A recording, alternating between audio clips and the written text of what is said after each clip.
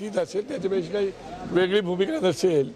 मात्र या महिला होत्या आणि त्यामुळे त्यांचं अभिनंदन करणं आवश्यक आहे. पक्षाची पॉलिसी असते, तो धोरणच असतो, परंतु ज्या वेळेला आपल्या स्वतःच्यावरती येतो त्यावेळेला माणूस कुठेतरी आपला अभिमान स्वाभिमान जागा होऊन बोलत असतो.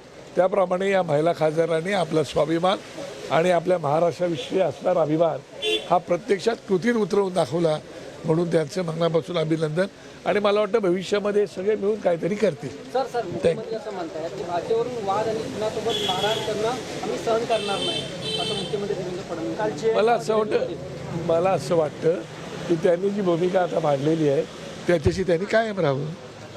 अमोल पालेकरांनी सुद्धा अमोल पालेकरांनी एका हिंदी कार्यक्रमामध्ये हिंदी सक्ती संदर्भात आणि मराठी संदर्भात आपली भूमिका ठामपणे मांडलेली आहे.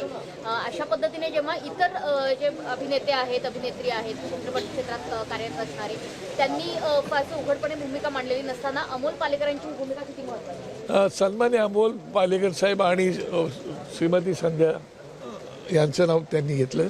त्यांचं मी मनापासून आभार मानतो की त्यांनी आपल्या महाराष्ट्राशी मातृभाषेशी प्रामाणिक राहून आपली भूमिका अत्यंत ठामपणे मांडले.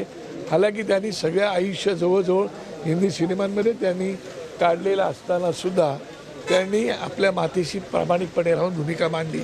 त्याबद्दल मी त्यांचं अभिनंदन करतो आणि मला वाटतं इतरांनी तशा प्रकारची भूमिका घेतली. तर भाजपमधनं एक महत्त्वाची बातमी अशी होती की मुंबई वगळता महापालिका महायुती एकत्रितपणे लढणार अशा पद्धतीची महायुतीमध्ये हालचाल सुरू आहे.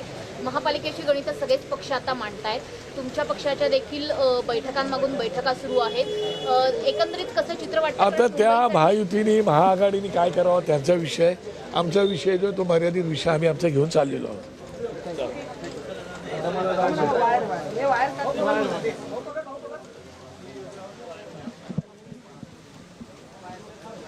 तर आपण पाहतोय मनसेचे नेते बाळा नांदगावकर बोलत होते आणि यावेळी त्यांनी अनेक महत्त्वाच्या मुद्द्यांवरती भाष्य केलेलं आहे. त्यांनी अमोल पालेकर यांचे आभार देखील मानले, जी मराठी भाषेसंदर्भातली त्यांनी भूमिका स्पष्ट केली आहे.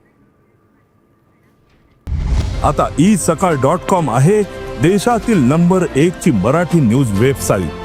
प्रत्येक अपडेटसाठी isakal.com ला नक्की भेट द्या.